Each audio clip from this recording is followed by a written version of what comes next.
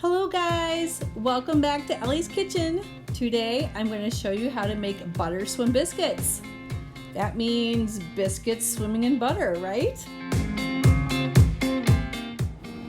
I don't remember where I found this recipe, but all I know is I saw the picture of these biscuits and I had to try them out for myself. So the ingredients are listed in the description box down below, so check that out. And of course it takes flour.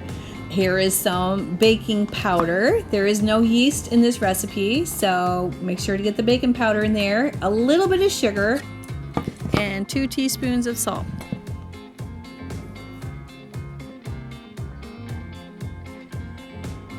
This recipe does call for buttermilk, which I did not have, so you can make something to substitute that.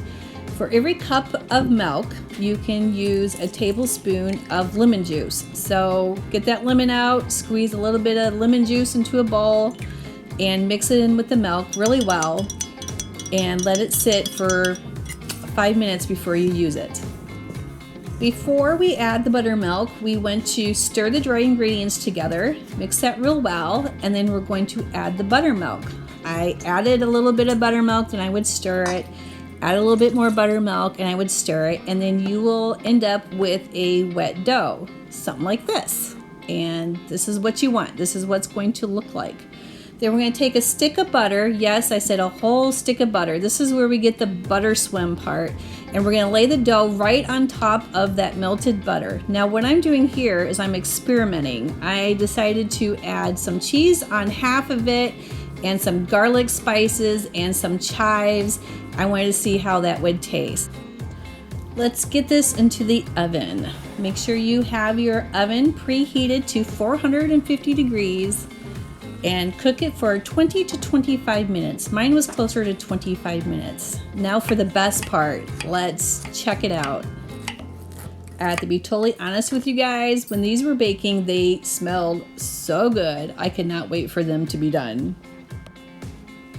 These butter swim biscuits did not disappoint me one bit. But I do have to say I liked the cheddar and the garlic biscuits better. They were very good. And the other side, just the regular biscuit side, was also very good. They don't look very buttery in the picture, but they were power packed with butter. You do not need to add butter to these biscuits, trust me. They were perfect just as they are. Thank you for watching today. If you have not subscribed already, please do. And I'll catch you guys next time.